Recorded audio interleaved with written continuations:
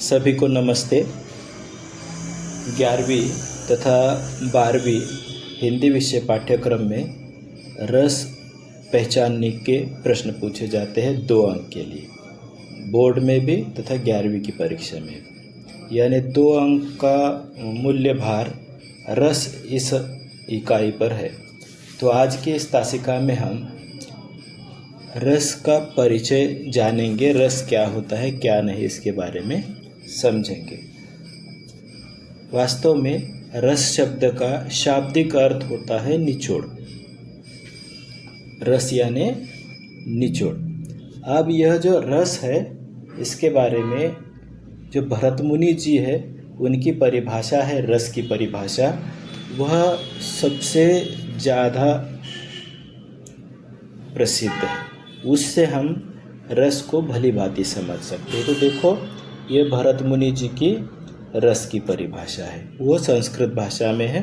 वो परिभाषा ऐसी है कि विभावानुभाव व्याभिचारी संयोगाद्रस निष्पत्तिहा, यानी विभाव अनुभाव व्याभिचारी भाव के संयोग से रस की निष्पत्ति होती है। यानी इस परिभाषा में रस के जो है वह 4 बिंदु बताए गए हैं। इसे हम समझ सकते हैं। देखो, रस के 4 अंग बताए हैं, अलग अलग ढंग से चिन्हांकित किया था। देखो, ये पहले वाला विभाव, ये दूसरा वाला अनुभाव, तीसरा वाला व्यभिचारी भाव और चौथा स्थायी भाव। ये 3 यानी ये तीनों के संयोग से स्थायी भाव स्थापित होता है और उससे रस की निष्पत्ति होती है। इस प्रकार की परिभाषा है।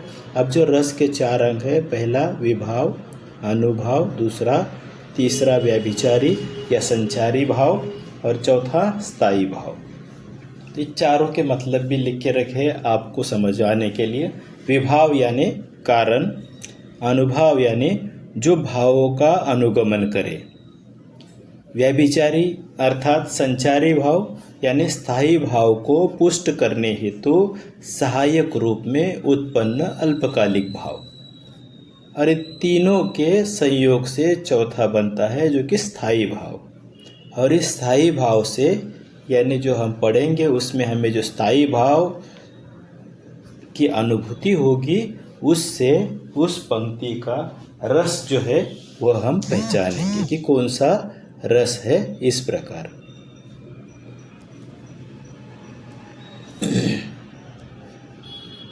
अब यह देखो, अपने पाठ्यक्रम में कुल रस है 11, लेकिन इसे माना जाता है कि ब्रह्मा द्वारा, जिसे भगवान कहते हैं, भगवान ब्रह्मा द्वारा प्रस्तापित रसों की संख्या 8 है। यानी 8 रस जो है ब्रह्मा जी द्वारा स्थापित है, तथा भरत मुनि जी द्वारा स्थापित रस है शांत रस।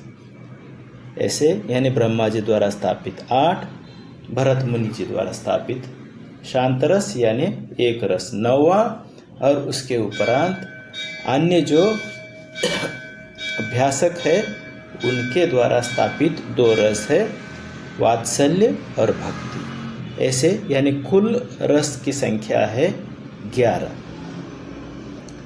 अब देखो, मैं अपने पाठ्यक्रम का जो हिस्सा है वह आपको पढ़ के सुनाता हूँ। कुछ समझने की बातें थी तो पहले मैंने आपको दिखा दी। काव्य शास्त्र में आचार्यों ने रस को काव्य की आत्मा माना है। यानी काव्य में जो रस की अनुभूति आती है वह जैसे काव्य का आत्मा है।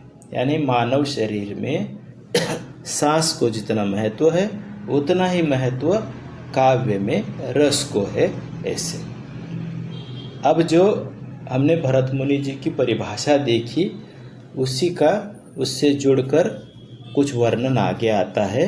विभाव अनुभाव व्याभिचारी अर्थात संचारी भाव और स्थायी भाव रस के अंग है, और इन अंगों अर्थात तत्वों के संयोग से रस की निष्पत्ति होती है। साहित्य शास्त्र में 9 प्रकार के रस माने गए हैं।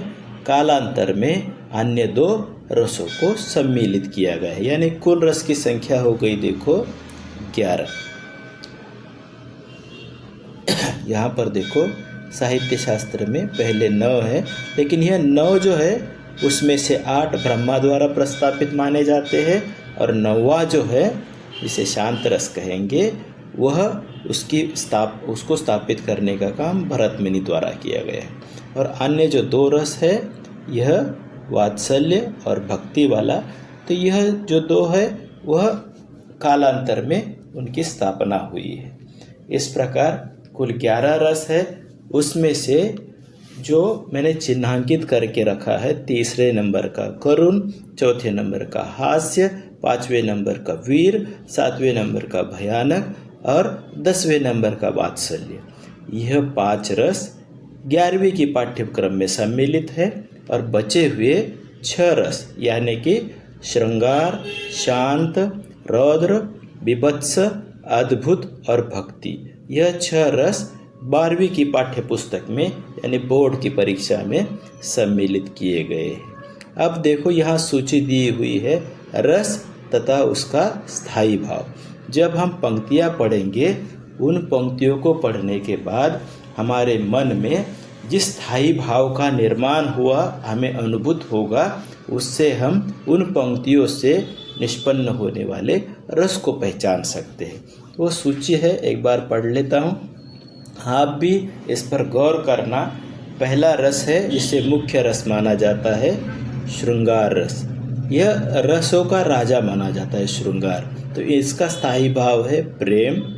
दूसरा रस है शांत जिसका स्थायी भाव है शांति। तीसरा रस है करुण जिसका स्थायी भाव है शोक।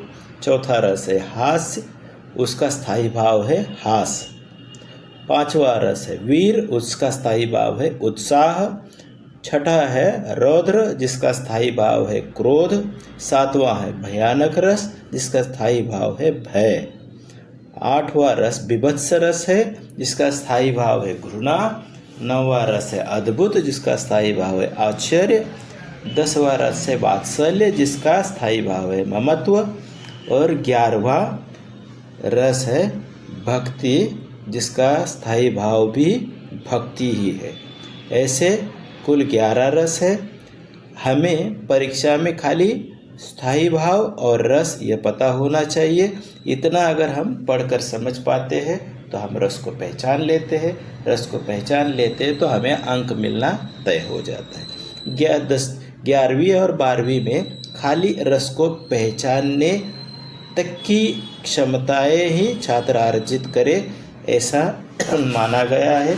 इतना हो जाता है तो इतना काफ़ी है। तो उम्मीद करता हूँ कि आप यह समझ गए होंगे। जहाँ ज़रूरी लगता है कुछ समझना तो आप रुककर उसको सोच समझ सकते हैं या फिर कुछ पीछे लेकर दोबारा देख सकते हैं। इस प्रकार आप इस आशय को समझ ले। यहाँ पर हम रुक जाएंगे। इसके बाद के वीडियो में जो उदाहरण अपने पाठ्यक्रम में सम्मिलित है वो उदाहरणों को पढ़ते हुए और समझते हुए आगे बढ़ेंगे। धन्यवाद।